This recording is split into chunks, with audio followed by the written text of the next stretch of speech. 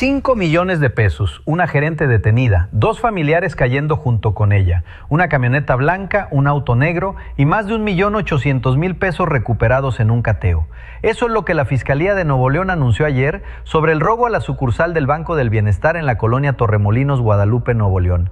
Eso es lo que te dijeron, pero eso es solo la superficie. Un asalto, 2 hombres vestidos de negro, una caja fuerte abierta bajo amenaza, empleados encerrados en un baño. Fin de la nota, según la mayoría de los medios. Pero detrás de ese boletín oficial está la mano de Harfuch, porque cuando el expediente de Nuevo León llegó a la mesa de la Secretaría de Seguridad, algo no le cerraba.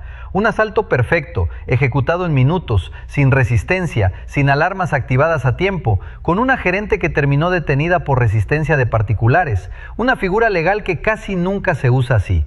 Y detrás de esa gerente, 2 apellidos que compartían algo más que sangre, compartían cuentas bancarias. Pero hay algo que los noticieros no te van a contar. Lo que Harfuch encontró cuando empezó a cavar no fue solo un robo a mano armada, fue una estructura, capa por capa, y cada capa es más grande que la anterior. Te voy a llevar a través de cada una. Lo que vas a escuchar tiene 4 capas. La primera es lo que todos saben, un atraco de 5 millones de pesos. La segunda es lo que nadie reportó todavía, un desfalco que empezó meses antes del robo. La tercera es lo que conecta todo, una red familiar que operaba dentro del sistema bancario más vigilado del país. Y la cuarta es la que Harfuch todavía está investigando y que podría involucrar a alguien que jamás ha aparecido en un expediente público. Harfuch no se detuvo en la detención de Delia N. Lo que hizo después es lo que separa este caso de cualquier otro robo bancario de los últimos años en México. Si llevas tiempo siguiendo este canal, sabes que no nos quedamos con la versión oficial. Si todavía no estás suscrito, este es el momento, porque lo que sigue apenas empieza a destaparse.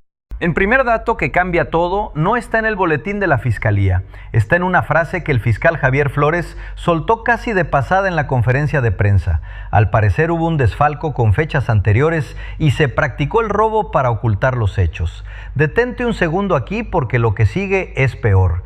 Eso significa que el robo del 22 de junio no fue el crimen original, fue la cortina de humo, el atraco de 5 millones de pesos con 2 hombres vestidos de negro entrando después del cierre, amagando empleados y abriendo la caja fuerte. Fue diseñado según la hipótesis que Harfuch mandó a verificar de manera directa para tapar un hueco financiero que ya existía dentro de esa sucursal desde antes. Según fuentes cercanas a la investigación, los primeros movimientos irregulares en las cuentas operativas de la sucursal de Torremolinos empezaron a detectarse casi 3 meses antes del asalto.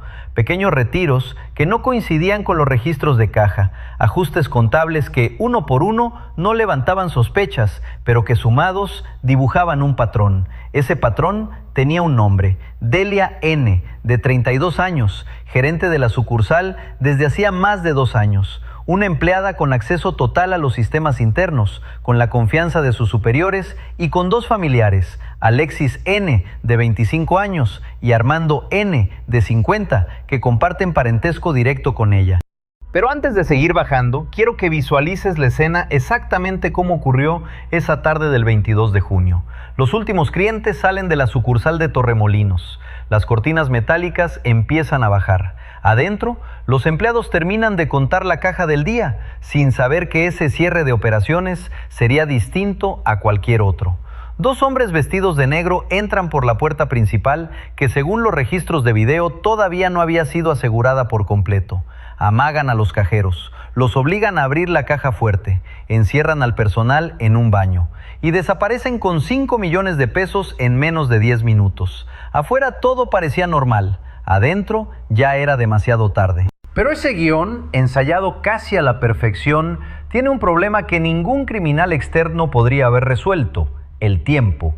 Un asalto ejecutado por desconocidos habría requerido vigilancia previa, conocimiento de los horarios exactos de cierre, información sobre los protocolos internos de seguridad y, sobre todo, saber en qué momento la caja fuerte contendría la mayor cantidad de efectivo disponible.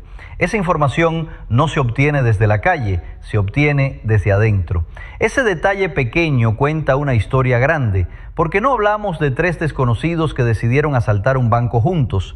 Hablamos de una gerente que presuntamente usó a su propia familia como brazo ejecutor de un plan que empezó mucho antes de que el primer peso desapareciera de la caja fuerte. Harfuch no se detuvo ahí. Ordenó que le entregaran los registros completos de movimientos internos de esa sucursal correspondientes a los últimos 6 meses, no solo a la semana del robo. Y aquí es donde la historia empieza a cambiar de dirección completamente. Ese contraste entre la vida pública de la sucursal y la vida oculta del presunto desfalco es exactamente lo que Harfuch describe como el patrón más peligroso de la corrupción institucional moderna. No ocurre en las sombras evidentes, ocurre a plena luz del día, detrás de un mostrador, con una sonrisa de atención al cliente, mientras el sistema por dentro se vacía poco a poco. El primer error de Delia N. no fue el robo. Fue creer que un desfalco lento e invisible podía sostenerse indefinidamente sin dejar huella digital. Cada sistema bancario, incluso uno operado por el Estado, genera bitácoras. Y esas bitácoras, según fuentes que hablaron con este canal, ya estaban en manos del equipo de Harfuch antes de que ella supiera que la estaban vigilando. Delia N. no era estúpida. Los estúpidos no logran administrar 2 años una sucursal bancaria sin levantar sospechas inmediatas. Delia N. era arrogante. Y la arrogancia tiene una característica fatal: te hace creer que cada ajuste contable disimulado te hace invulnerable. Quiero que visualices algo más. Piensa en los meses previos al robo, cuando Delia N. todavía llegaba cada mañana a abrir la sucursal, saludaba a sus compañeros, atendía a los beneficiarios del programa de bienestar que hacían fila para cobrar su apoyo, y al mismo tiempo, según la hipótesis que ahora se investiga, ya movía recursos de manera irregular desde el sistema interno del banco. Esa doble vida, la de la gerente confiable de día y la administradora de un desfalco de noche, es precisamente el tipo de contraste que este canal ha documentado en otros casos de corrupción institucional en México. La fachada de normalidad como el mejor escudo para sostener un fraude durante meses sin ser detectado. Ese fue su primer error.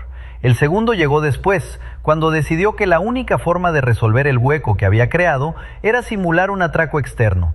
Y el tercer error, el que selló su destino, fue involucrar a su propia familia en la ejecución.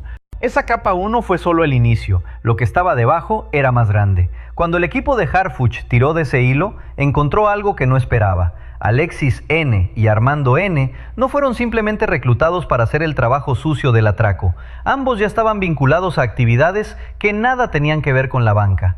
Durante los cateos realizados en las colonias Los Ébanos, en Apodaca, y Los Morales, en San Nicolás de los Garza, los agentes ministeriales, coordinados con la información que Harfuch había ya procesado, no solo encontraron efectivo y vehículos, encontraron dosis de narcóticos y objetos relacionados con actividades de narcomenudeo. Eso significa que la red que rodeaba a la gerente del Banco del Bienestar no era una red exclusivamente financiera, era una red híbrida, parte desfalco bancario, parte operación de venta de droga a pequeña escala y parte lavado de dinero a través de vehículos de lujo comprados en efectivo. El organigrama, según fuentes consultadas por este canal que pidieron no ser identificadas, se estructuraba así: Delia N. como cabeza operativa dentro del banco, con acceso a los sistemas y control sobre los procesos de caja. Armando N., de 50 años, como el nodo logístico, la persona que administraba los inmuebles usados como bodega y punto de resguardo del dinero. Y Alexis N., de 25 años, como el ejecutor de campo, encargado de mover el efectivo hacia la conversión en bienes, camionetas, autos deportivos, vehículos que no dejan rastro bancario. Esa estructura explica por qué las autoridades encontraron un inventario tan variado en los cateos. Una camioneta GMC Terrain blanca, un Chevrolet Aveo negro, un Ford Mustang negro, una camioneta Chevrolet Colorado blanca, un Chevrolet Spark plateado y un Ford Escort dorado, este último identificado como el vehículo presuntamente utilizado en el propio asalto. Y hay algo más que merece atención en el patrón de gastos detectado por los investigadores. Según fuentes cercanas al caso, la adquisición de vehículos por parte de los 3 detenidos no ocurrió de manera aislada ni improvisada. Las camionetas y autos deportivos fueron comprados en un lapso relativamente corto, en concesionarias distintas, en municipios distintos, lo que sugiere un esfuerzo deliberado por evitar que una sola transacción llamara la atención de las unidades de inteligencia financiera. Comprar un vehículo de lujo de una sola vez puede pasar desapercibido. Comprar 6, distribuidos entre 3 personas y varios municipios, ya empieza a dibujar un patrón que cualquier analista financiero reconocería de inmediato. 6 vehículos. Ese número no es casualidad. Un analista de seguridad consultado por este canal que pidió no ser identificado señala que convertir efectivo ilícito en activos móviles de rápida reventa es una de las técnicas más comunes para limpiar dinero de origen dudoso en el norte del país, especialmente en zonas conurbadas como Apodaca, San Nicolás y Guadalupe, donde el mercado de autos usados de gama media alta es extremadamente dinámico. Pero el territorio de esta red no se limitaba a dos colonias. Las direcciones cateadas, Los Ébanos y Los Morales, están separadas por más de 15 kilómetros, lo que indica una logística deliberada: mantener el efectivo, los vehículos y las evidencias de narcomenudeo distribuidos entre distintos puntos para que ningún cateo individual expusiera la totalidad de la operación.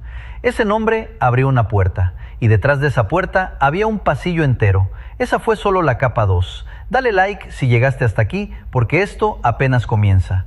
Lo que Harfuch tiene hoy es significativo. Tiene 3 detenidos, 6 vehículos asegurados, dosis de narcóticos decomisadas y 1.851.200 pesos recuperados. Lo que le falta es igualmente específico. Le falta el destino final de los más de 3 millones de pesos que aún no han sido localizados. Le falta confirmar si existían más cómplices dentro de la propia sucursal. Y le falta, sobre todo, cerrar el círculo del presunto desfalco previo que el robo intentó ocultar.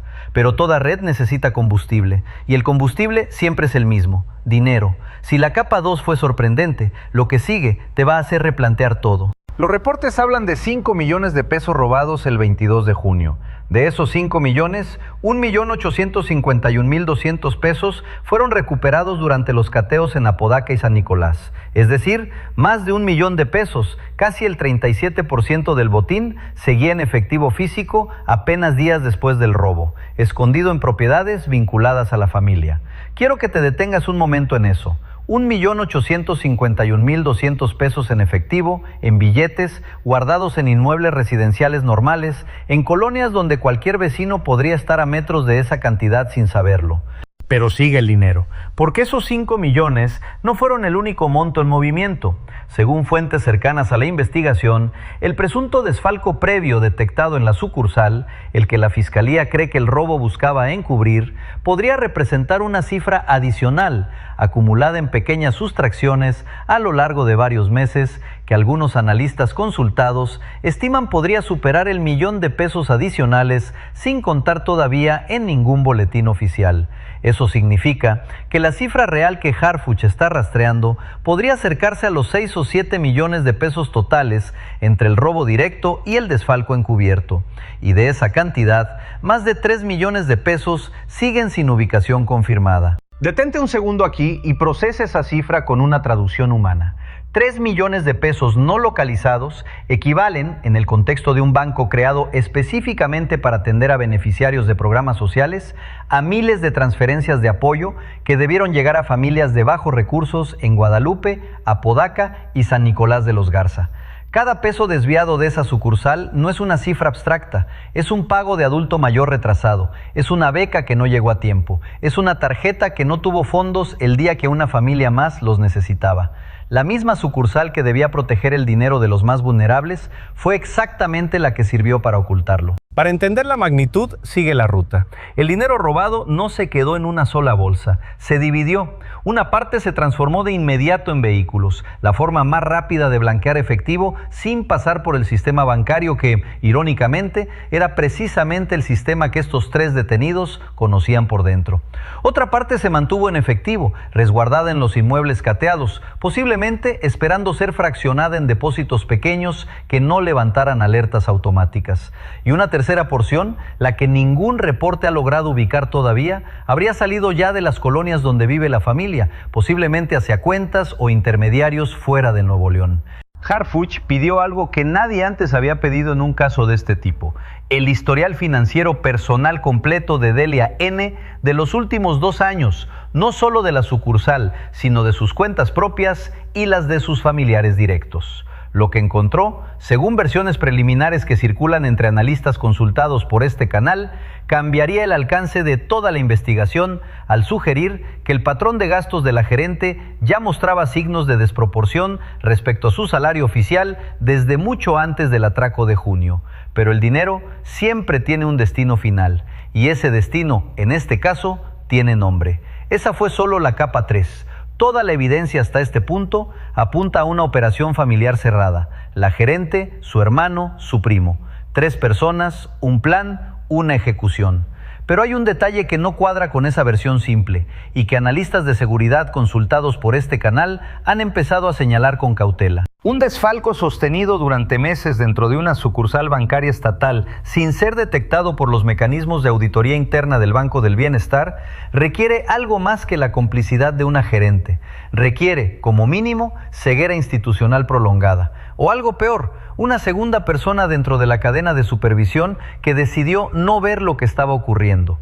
Ese nombre no es público todavía, pero circula, según fuentes que pidieron no ser identificadas, entre los investigadores que revisan los reportes trimestrales de auditoría de la sucursal de Torremolinos correspondientes a los últimos 3 periodos. En al menos uno de esos reportes ya se habría señalado una observación menor sobre discrepancias de caja que, en teoría, debió escalar a una revisión completa y nunca lo hizo. ¿Quién firmó esa observación como resuelta sin resolverla?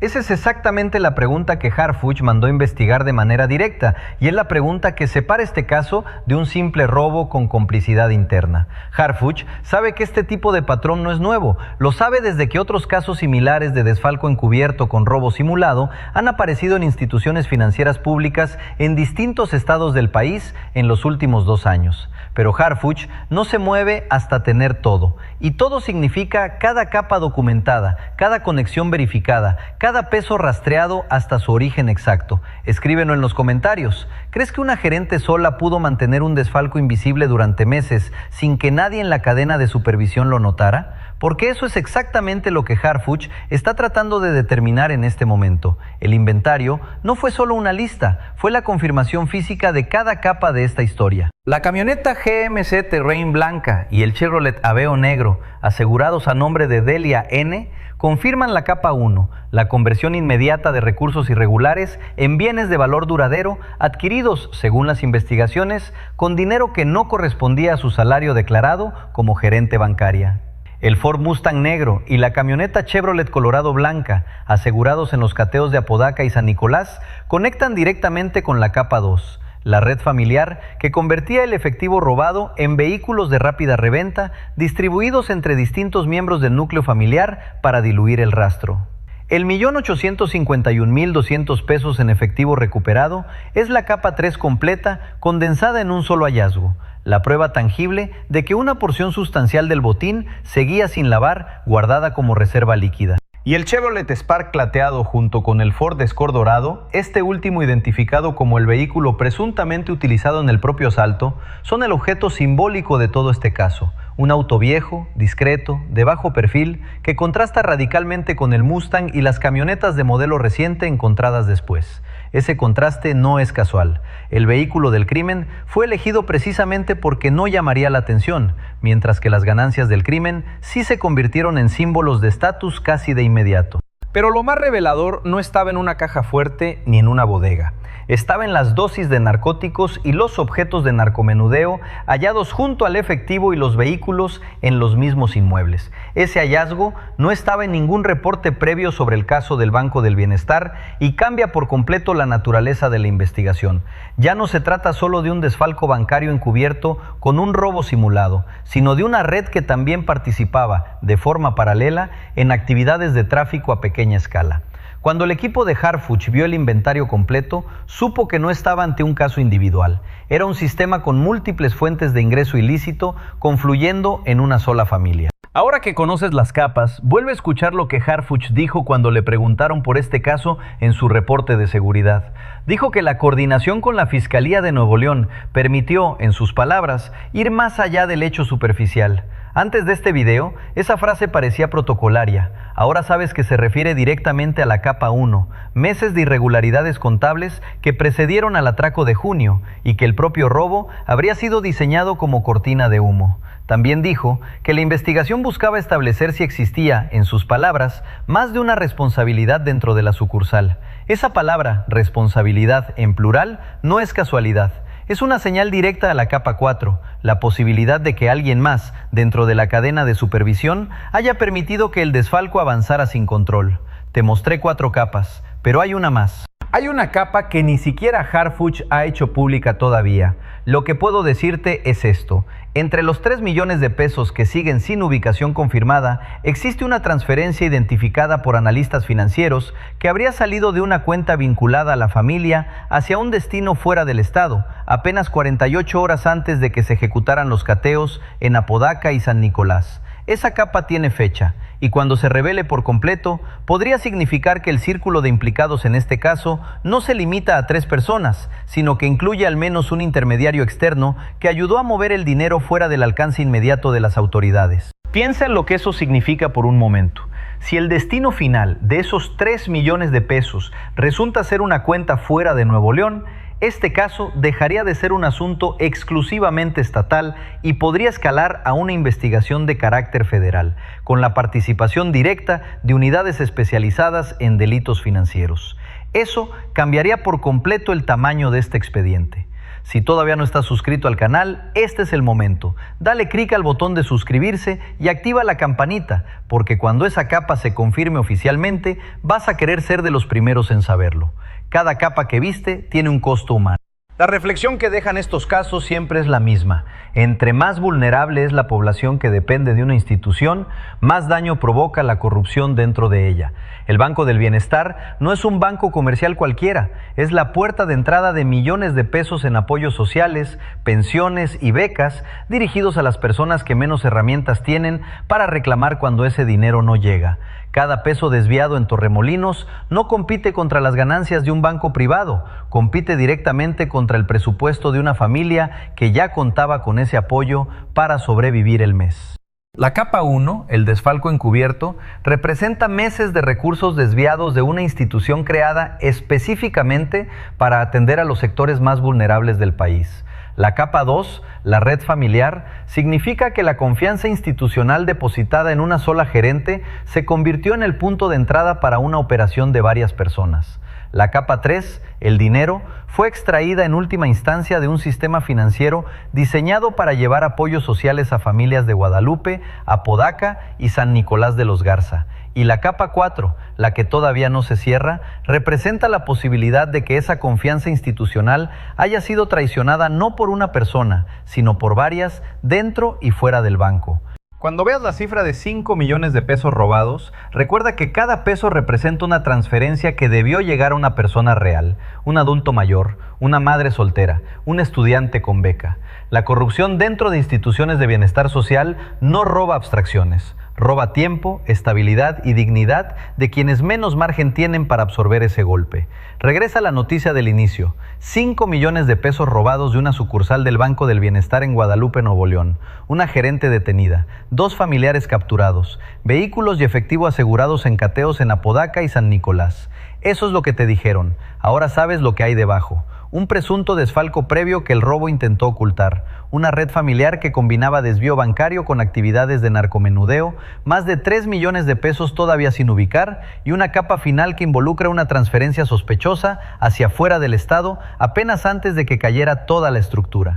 4 capas. 3 detenidos, 6 vehículos, millones de pesos en movimiento. Una sola estructura construida sobre la confianza institucional del Banco del Bienestar. Y esa estructura todavía no se ha desarmado por completo. El próximo video tiene fecha. En cuanto se confirme el destino de los 3 millones de pesos faltantes, este canal lo va a traer de primero. Suscríbete ahora, activa la campanita. Cuando esa capa se rompa, vas a querer ser el primero en saberlo.